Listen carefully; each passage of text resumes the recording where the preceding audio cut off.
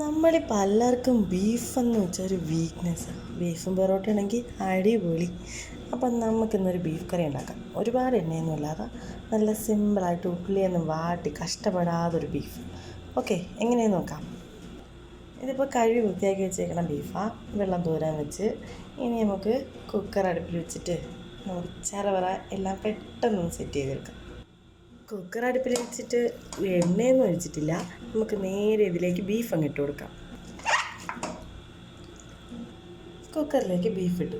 അപ്പോൾ നമുക്കിതിലേക്ക് ഇഞ്ചിയും വെളുത്തുള്ളിയും ചതച്ചത്, പിന്നെ ആവശ്യമായ സവാള എല്ലാം ഇതിലിടുക. പിന്നെ നമ്മൾ വാട്ടയും ഒന്നും ചെയ്യുന്നില്ല. നമ്മൾ ഡയറക്റ്റ് ഇതിലേക്ക് തന്നെ ആവശ്യമായ എല്ലാ സാധനങ്ങളും ഇടുക. പച്ചമുളക്, തക്കാളി എല്ലാം നമുക്ക് ഇതിൽ തന്നെ ഇട്ട് കൊടുക്കാം. ഇനി ഒരു ചെറിയ പണിയുണ്ട്. നമുക്കൊരു ഫ്രൈ പാൻ അടുപ്പിലേക്ക് വെച്ച് ആവശ്യമായ എണ്ണ ഒഴിച്ച് കൊടുക്കാം. കുറച്ച് മതി, ഒരുപാട് എണ്ണയെന്ന് ഒഴിച്ച് വരട്ടാനൊന്നും ഇല്ലല്ലോ. നമുക്കതൊന്ന് ജസ്റ്റ് ഒന്ന് ചൂടായി വരുമ്പോഴത്തേക്കും അതിലേക്ക് കുറച്ച് ഉലുവ ഇട്ട് കൊടുക്കാം. ആവശ്യത്തിന് മുളക് പൊടി. ബീഫ് ഒരു പൊറോട്ടയുടെ കഴിയുമ്പോൾ ഇത്തിരി എരി കുറഞ്ഞിരിക്കുന്നത് ഇവിടെ എല്ലാവർക്കും ഇഷ്ടം. കുറച്ച് മഞ്ഞൾപ്പൊടി, മല്ലിപ്പൊടി, മുളക് പൊടിയേക്കാളും ഇച്ചിരി ഒന്ന് കൂടി ഇരുന്നോട്ടെ. ഒരു ലേശം കുരുമുളക് പൊടി. ഇതൊന്നും വല്ലാണ്ട് കരിഞ്ഞ കൊണ്ട് കേട്ടോ, നന്നായിട്ട് കറുത്ത കറിയായിപ്പോൾ. ടേസ്റ്റ് കൂടിയിട്ട് കറുത്ത് കറിയായി വരുന്നത് വേറെ, ഇതെല്ലാം കരിഞ്ഞ് കറുത്ത് കറിയാവുന്നത് വേറെ. രണ്ടിനും രണ്ട് ടേസ്റ്റാണ്.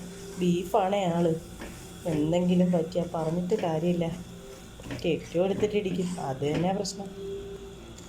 ഇതൊന്ന് നന്നായിട്ട് മൂപ്പിച്ചെടുക്കാം. വേറെ എങ്കിലും നമ്മൾ കഷ്ടപ്പെട്ടിട്ടില്ല, ഇവിടെ കുറച്ച് കഷ്ടപ്പെടാം.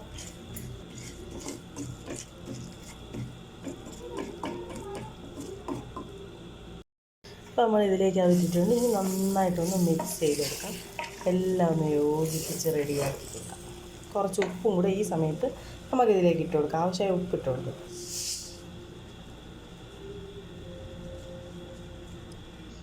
അപ്പോൾ നമ്മളിത് നന്നായിട്ട് മിക്സ് ചെയ്തിട്ടുണ്ട്. ഇപ്പോൾ നമുക്കൊന്ന് മസാല കുറവുകളൊക്കെ തോന്നും. ഒന്ന് 2-3 ഫീസിലൊക്കെ അടിച്ചൊന്ന് ലെവലായി. ഒരു 5 ഫീസിലൊക്കെ ഒരു ബീഫല്ലേ, ആ എയറൊക്കെ ഒന്ന് പോയി നമുക്ക് തുറക്കാം. അപ്പോൾ കുക്കർ തുറന്ന് നോക്കാം. നമ്മൾ